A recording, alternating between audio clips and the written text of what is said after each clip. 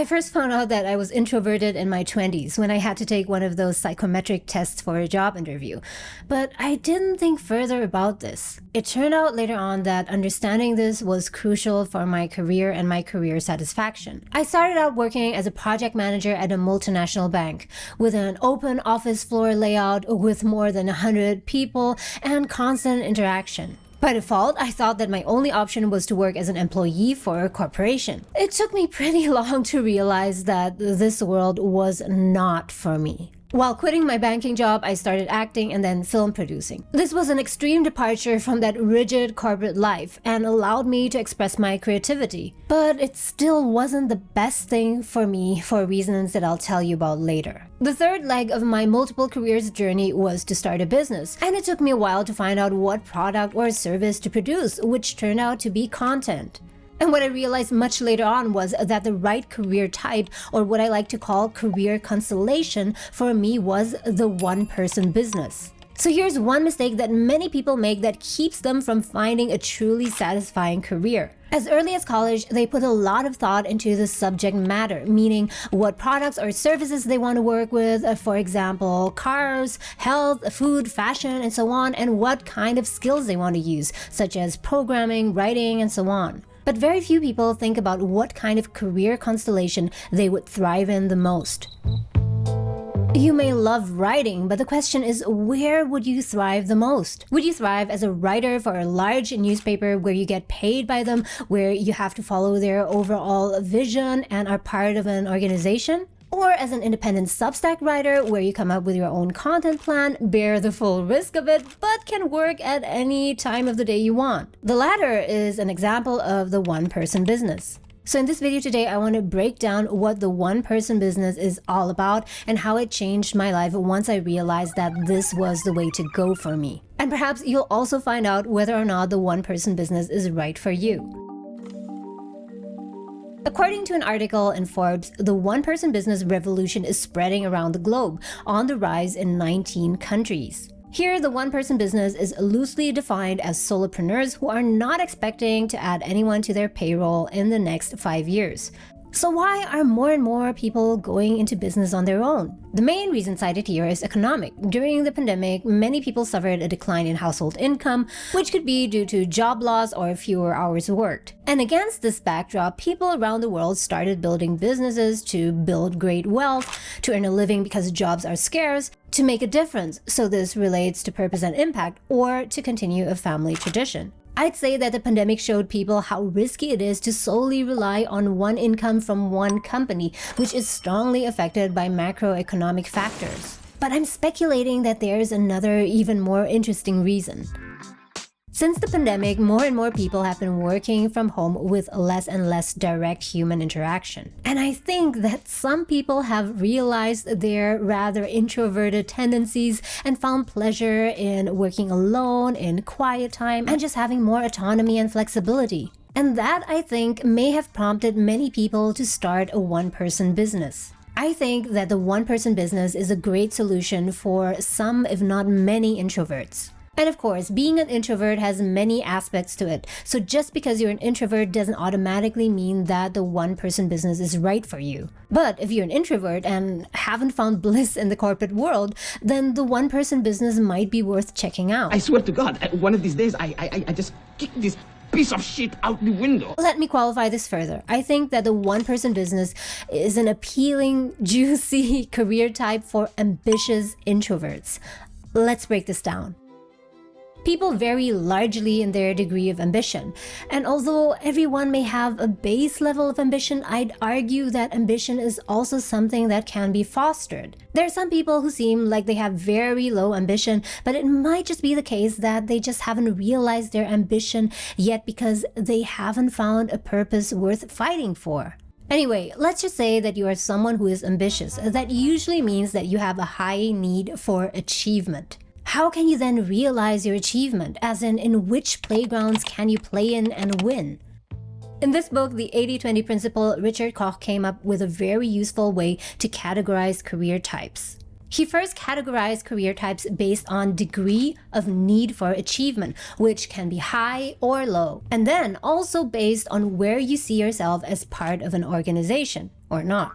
And this is where introversion comes into play. There are 3 ways you can fit into or not fit into an organization. 1, you could be someone who prefers working in organizations. This means that you like to work in a corporation with a structure in a context that is organized by others. And if you're ambitious too, then you want to climb up the ladder in that organization. You don't have to come up with the rules because the rules are already given. You just have to maximize within that. But it will usually require you to interact with a lot of people. 3, yes, I'll get to number 2 later. You're someone who prefers employing or organizing other people. And it follows that you like working with other people and perhaps enjoy the interaction too. You will have to actively engage with other people or else the work will just not get done. Number 2, you could also be someone who prefers to be a self-employed sole trader. And this means that you do not fit well into organizations. And you also do not like employing other people because you want to avoid professional dependence on other people as far as possible.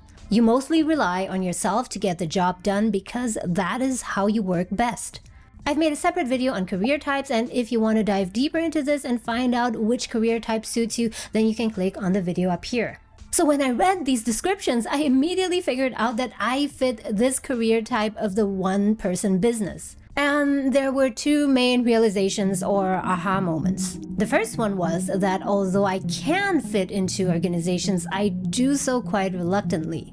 In my first career as a project manager in banking, I enjoyed some aspects of my work, especially the process of building and launching something new. That was exciting to me. But I didn't really like being part of a large organization. I didn't like coordinating between different departments and waiting for people to get their part of the job done, which is one of the main things that a project manager is supposed to do. The moments at work that I enjoyed the most were moments where I worked completely by myself, writing and planning. The second realization was that I also wasn't really keen on employing other people.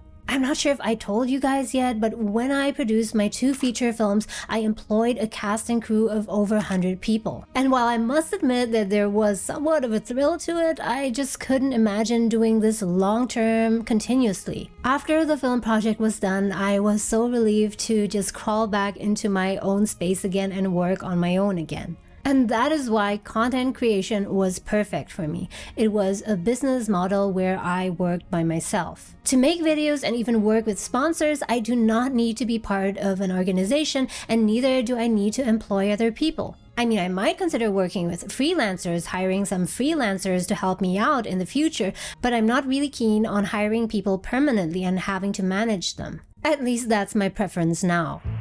So how does this tie in with being an introvert? Introversion has been described and defined in so many ways. But one characteristic that is super important for this particular discussion relates to energy. In Introvert and Extrovert Personality Traits, 2 classic studies in psychology, Carl Jung describes introversion and extraversion by comparing it to ways of adaptation in nature. I need only point to the peculiarity of the extrovert, which constantly urges him to spend and propagate himself in every way, and on the other, to the tendency of the introvert to defend himself against external claims, to conserve himself from any expenditure of energy directly related to the object. My interpretation here is that the introvert takes great care in not easily spending energy, and in any case does so cautiously. The introvert needs to conserve himself, which means that he gets quickly drained by too much and excessive interaction with the outer world.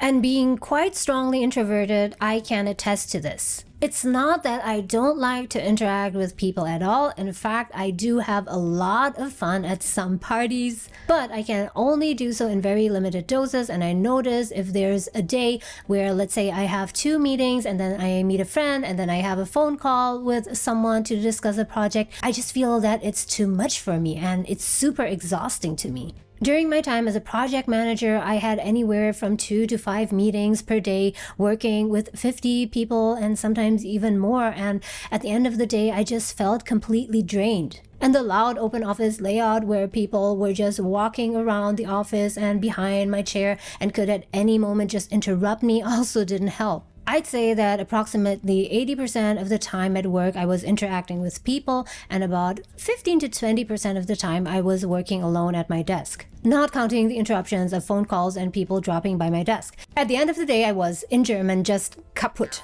But everything changed once I started my one-person business. It was completely the other way around. 90 or even 95% of the time I was working by myself. And for the remaining 5% or so, I interacted with potential sponsors, podcast guests, which I quite enjoyed. Instead of being sucked into countless meetings, I could actively decide what I wanted to engage in. I was also free in deciding when I wanted to have my meetings, as it usually would only involve 2 people instead of 10, 20, or 30. What an extrovert might find dull and boring, working alone at your desk for weeks and months on end, I found energizing. And also, I had full autonomy over my work. I did not have to vet my ideas with my superior. And very important to me, to create my videos, I did not need to coordinate with a team or with other staff. I just did it. If you're introverted, how can you know if the one-person business is right for you or not? Being an introvert does not automatically mean that the one-person business is right for you, because running a one-person business also requires a willingness to take on some risk and having a rather experimental mindset. On the other hand, the idea of making a living while working on your own might be super appealing to you. So before you go and quit your job, this is what you can do. While you're still working in your day job, start with a small side hustle and see what it does to you and for you. And if the following happens, then it is an indication that the one-person business is indeed right for you. Running the side hustle gives you a stronger sense of purpose than your job. You naturally develop much higher motivation. You have more energy and you are much more productive even in the little time that you have. And most importantly, you experience higher work satisfaction. And if you start seeing some results from your side hustle, then you can start planning for a career transition. But to pull this off, you definitely need a fat stack of FU money, or what I like to call a career freedom fund, or CFF. So if you're ready to make that transition to a one-person business, then you can watch this video next. Thanks guys for watching, enjoy the summer, and I'll see you soon in my next video. Bye!